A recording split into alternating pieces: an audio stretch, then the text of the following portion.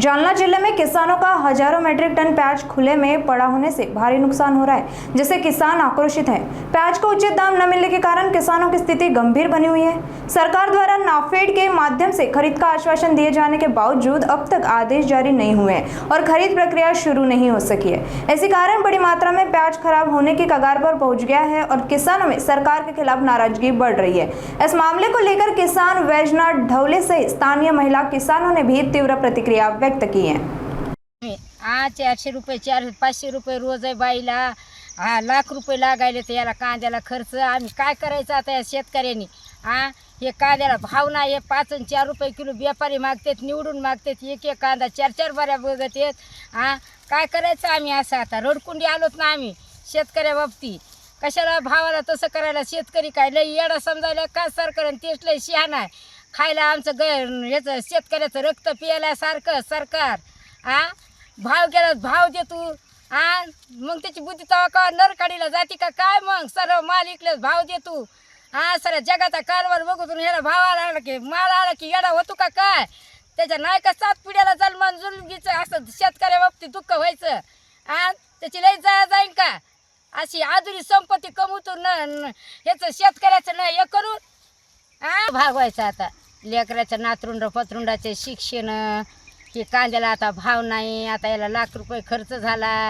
आम्ही काय करायचं शेतकऱ्यांनी? आता सांगा तुम्ही, हे कसं शेतकऱ्याचं करायचं इथं आता? ह्याला लाख आणि तुम्ही आता भाव कसा द्यायना त्याला तुम्ही? तुमच्या हातात आहे ना सगळं। आता सगळं माल विकल्यास तुम्ही भाव कसा द्यायला? कापसाला, सोयाबीनीला, आता शेतकऱ्याच्या नड्याला आले त्याला आता सगळ्या गोष्टी करायच्या, तर आता भाव आला तुमची तर तुमची अक्कल चुलीत गेली ना आता आली। आता कांदा पुन्हा सगळा शेतकऱ्याचा सडेसा आता भाव दिल्यास आम्ही कसं करायचं आता पुन्हा? आता हे कसं करायचं? हे आमच्यापाशी आहे तेवढं भाव नाही। जसं आमच्यापाशी जवळ कापूस तुरी होत्या तेवढं तुम्ही भाव दिला नाही, कापसाला सोयाबीनला आता तुम्ही भाव वाढीला। तुम्ही स्वतःला शानं समजायला, तर आमचं शेतकऱ्याचं वाली कोणी नाही, तुम्ही स्वतःचेच वाली। तर आता हे कसं करायचं? आमचं जर खातान तर तुमचं पिढ्यानपिढी 7 पिढ्या वाटोळ होईन, 1 पिढी वाटोळ होणार नाही। आम्ही शेतकऱ्याचं इतकं त्रास आहे, वर्षांनी वरीच तुम्ही तसं करतात। नमस्कार, मी वैजनाथ ढवळे, तालुका परतूर। तुम्ही अक्षरशः बघू शकता, हा कांदा आहे। 1 महिना झालं कांदा अक्षरशः शेतात होता। त्या पावसाऐवजी मी इथं आणून टाकला। काल 2-3 दिवसाआधी मुख्यमंत्र्यांनी स्टेटमेंट दिलं की आम्ही नाफेड सेंटर चालू करणार आहेत, शेतकऱ्यांना नाफेड सेंटरवर कांदा घालावा। पण नाफेड सेंटरवर गेल्यावर विचारपूस केला असता की नाफेड सेंटरनं या परतूर तालुक्यातले जितके 9-10 नाफेड सेंटर आहेत नाही सगळ्यांना सांगितले बाबा नाफेड सेंटरला कोणत्याही प्रकारचे आदेश आलेले नाहीत। मग वारंवार या शेतकऱ्याला वेगळ्या वळणावर न्यायचं काम हे शासन का करतं, हे मला आपल्या महाराष्ट्राचे मुख्यमंत्री देवेंद्र फडणवीस यांना विचारायचं आहे की अक्षरशः अर्धा 20-25 टन कांदा आहे, अर्धा अक्षरशः सडलाय, शेतात फेकून दिलाय। उरलेला कांदा आम्ही घेऊन आलेलो आहे किंवा मुख्यमंत्र्यांचे आदेश आले बाबा याचं, आणि खुल्या बाजारामध्ये विकायला गेलं तर अक्षरशः 200-300 रुपयाला 200 रुपयाला कट्टा चालला किंवा 150 रुपयाला कट्टा चाललेला आहे। आज जर तुम्ही गोणी घ्यायची बघायला गेलं तर 7 रुपयाची गोणी 15 रुपयाला गोणी झालेली कांदा भरायची। आज 200 रुपयाची रोजंदारी अक्षरशः 400 रुपये गेले। मग प्रत्येक गोष्टीचे प्रत्येकाला भाव ठरायचा अधिकार आहे, मग आज शेतकऱ्याला अधिकार का नाही? या मला महाराष्ट्राच्या मुख्यमंत्र्याला एवढंच विचारायचं आहे की का शेतकऱ्याची वारंवार पिळवणूक का लावलेली, की शेतकऱ्यांना फक्त पिकून आत्महत्याच करायच्या का? याचं मला शासन म्हणजे मुख्यमंत्री साहेब हे महाराष्ट्राचे कुटुंब प्रमुख आहेत, त्या कुटुंब प्रमुखांना विचार करायला पाहिजे ॲग्रीच्या संदर्भात। फक्त यांना रोड रस्ते एवढं पाहिजे, पण त्या रस्त्यावर चालणारा हा काना ताईट पाहिजे ना शेतकऱ्याच्या। म्हणजे अक्षरशः कंबरड मोडून गेलेले या चुकीच्या धोरणामुळं। आज जोरक आमच्यापाशी सोयाबीन होती, तिचे भाव अक्षरशः 4042 रुपये होते। कापूस होता, कापूस 7072 रुपये कापूस विकलेला आहे आम्ही।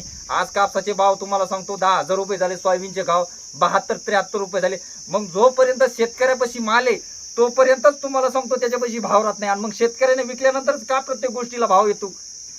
आज तुम्ही विचार करा, याला 1-1.5 लाख रुपये हार्वेस्टिंगला 50,000 रुपये गेले इथं, आणि खता औषधाला बियाणाला 1 लाख रुपये गेले, 1.5 लाख रुपये, आणि आज विकायला गेलं त्याचे 50-60 हजार रुपये यायचे नाही। इथून पुढं शेतकऱ्यांना अक्षरशः म्हणजे मुलाचे शिक्षण कसे करायचे, कसं कुटुंब भागायचं? आज 7 जून लागलाय, आज यांना प्रत्येक गोष्टीचे भाव ठरवता येते। पण आज कांद्याचे झालं, सोयाबीनचे झालं, चांगले दर का देऊ शकत नाही शासन? आज सोयाबीनची बॅग तुम्हाला 1500 रुपयाची बॅग 2200 रुपयाला करायला चालती. प्रत्येक गोष्टीचे 30-30, 40-40% गगनाला भाव गेले तर बघा, प्रत्येक मालाला का भाव नाही? आज शेतकरी म्हणल्यानंतर लाखाचा पोशिंदार आहे. प्रत्येक जणाला चांगली फळभाजी, स्वच्छ फळभाजी, ऑर्गॅनिक सगळं पाहिजे. त्याचा माल तुम्हाला खवडतो, पण जिवंत राहिला तर तुम्हाला खायला भेटत ना.